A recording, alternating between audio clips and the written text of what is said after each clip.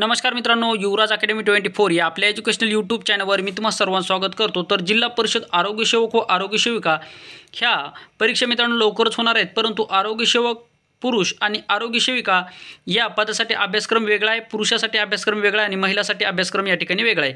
त्यामुळे आपण पुरुषासाठी दररोज रात्री 9 वाजता लाईव्ह व्हिडिओ घेणार आहोत, ज्यामध्ये तांत्रिक क्वेश्चन असणार आहेत।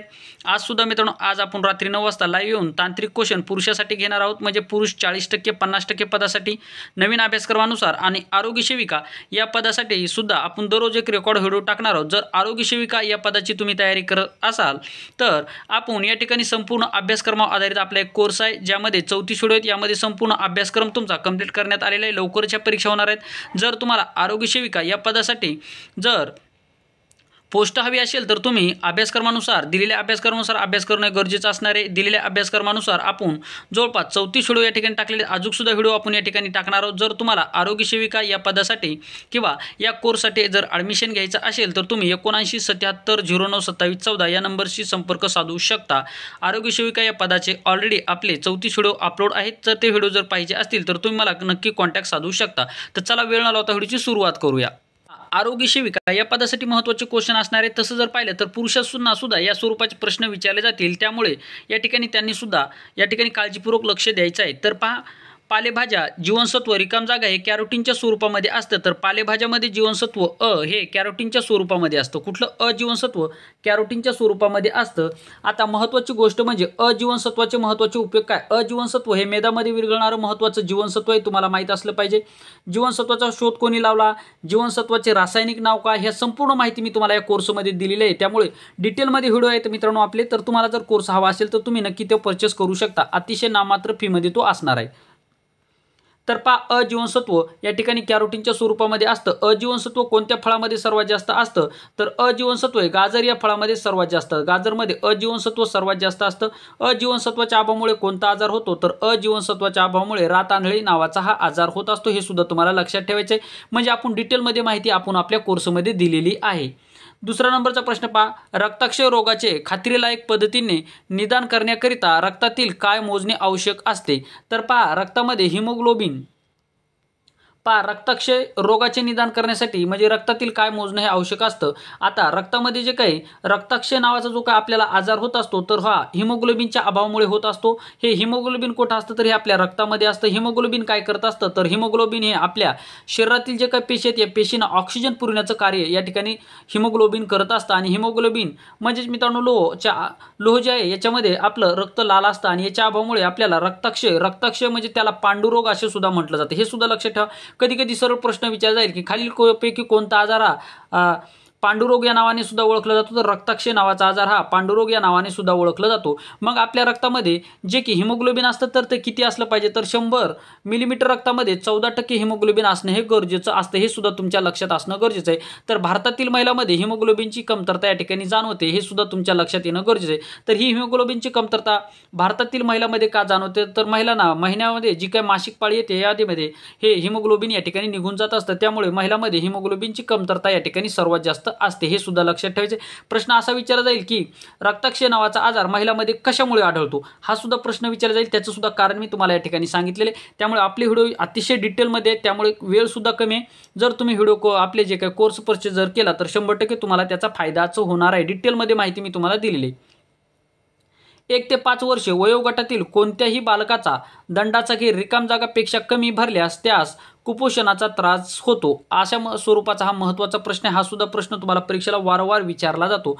तर 1 ते 5 वर्षे वयोगटातील कोणत्याही बालकाचा दंडाचा घेर हा 12.8 पेक्षा कमी भरल्यास त्यास कुपोषित बालक म्हणून ओळखलं जातं। कुपोषित बालकाला या ठिकाणी कुठं आहार दिला जातो, तर या ठिकाणी कुपोषित बालकाला अंगणवाडीमध्ये आहार दिला जातो। तर ही अंगणवाडीमध्ये आहार किंवा शालेय पोषण आहार योजना भारतातील कोणत्या राज्याने सर्वप्रथम सुरू केली, असा सुद्धा प्रश्न विचारला जाईल, तर ती तामिळनाडू या राज्याने सुरू केलेली आहे 1975 मध्ये। हे सुद्धा लक्षात ठेवायचे, तामिळनाडू राज्यामध्ये हा प्रश्न तुम्हाला, मला वाटतं हा प्रश्न TCS ने घेतलेली जी काही मागची परीक्षा आहे, न्यायालयाची जी काही परीक्षा आहे, यामध्ये न्यायालयाच्या परीक्षेमध्ये शिपाई पदासाठी हा प्रश्न विचारलेला होता।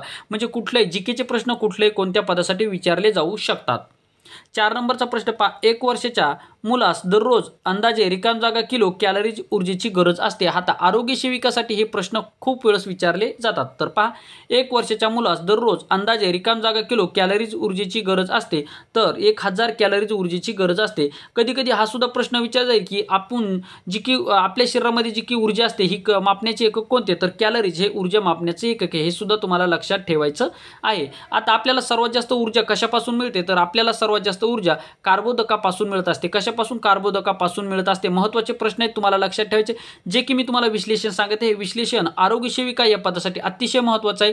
जर तुम्हाला आरोग्य सेविका या पदासाठी जर तुम्हाला स्वप्न जर तुमचं असेल मला आरोग्य सेविका व्हायचं, तर हा कोर्स जर परचेस जर केला तर 100% तुम्हाला त्याचा फायदाच होणार आहे. 5 नंबरचा प्रश्न पहा, सर्वात जास्त क जीवनसत्व कशातून मिळते? तर सर्वात जास्त क जीवनसत्व हे आवळा आणि करवंद या फळामधून मिळत असते. हा प्रश्न ग्रामसेवकला सुद्धा खूप वेळेस विचारलेला प्रश्न आहे. सर्वात जास्त क जीवनसत्व हा प्रश्न पोलीस भरतीला सुद्धा विचारलेला आहे. सामान्य ज्ञानमध्ये हे प्रश्न विचारले जातात. सर्वात जास्त क जीवनसत्व हे कोणत्या फळामध्ये असतं? तर हे आवळा आणि करवंद या फळामध्ये असतं. मग क जीवनसत्व पाण्यामध्ये विरघळणारं जीवनसत्व आहे का मेदामध्ये विरघळणारं जीवनसत्व आहे? हे तुम्हाला कळण्यासाठी आपला या ठिकाणी जर कोर्स परचेस जर केला तर हे तुम्हाला कळणार आहे. ठीक आहे.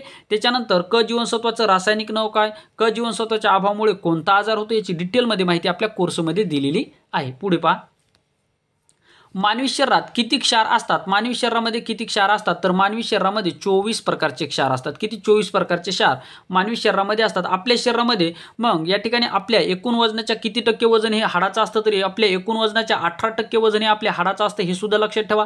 आपल्या शरीरामध्ये रक्त किती असतं? तर आपल्या एकूण वजनाच्या 8% रक्त हे आपल्या शरीरामध्ये असतं. हे सुद्धा तुम्हाला लक्षात ठेवायचे.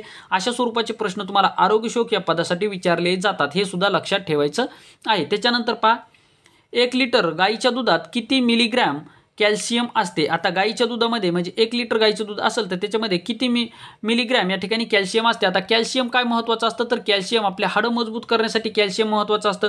त्याच्यानंतर आपलं रक्त गोठण्यासाठी सुद्धा कॅल्शियमची आवश्यकता असते. त्याच्यानंतर आपल्या दाताला बळकटी सुद्धा कशामुळे येते? तर कॅल्शियममुळे येत असते. हे सुद्धा तुम्हाला लक्षात ठेवायचं आहे. तर आपल्या जे काही गाईचं दूध आहे गाईच्या दुधामध्ये किती मिलीग्रॅम या ठिकाणी कॅल्शियम असते? तर 1 मिलीग्रॅम हे गाईच्या दुधामध्ये कॅल्शियम असतं. ठीक आहे. पुढे पहा, प्रौढ व्यक्तीस दररोज किती मिलीग्रॅम कॅल्शियमची आवश्यकता असते? तर प्रौढ व्यक्तीस किती मिलीग्रॅम कॅल्शियमची आवश्यकता असते? तर प्रौढ व्यक्तीमध्ये जवळपास 3200 म्हणजे 3200 मिलीग्रॅम एवढी या ठिकाणी कॅल्शियमची आवश्यकता असते. आता सर्वात महत्त्वाची गोष्ट म्हणजे ही कॅल्शियमची जी काही आवश्यकता आहे ही या ठिकाणी काम करण्याच्या स्वरूपावर अवलंबून असतं. ठीक आहे. तर अशा स्वरूपाचे प्रश्न आरोग्य सेविका या पदासाठी विचारले जातील. अशा स्वरूपाचं विश्लेषण आणि अशा स्वरूपाचे जर दररोज प्रश्नाचा जर सराव जर केला तर आगामी काळामध्ये होणारी आरोग्य सेविका भरतीमध्ये 100% तुमचं नाव या ठिकाणी सोनेरी अक्षरामध्ये कोरलं जाईल आणि 100% तुमचं स्वप्न हे साकार होणार आहे.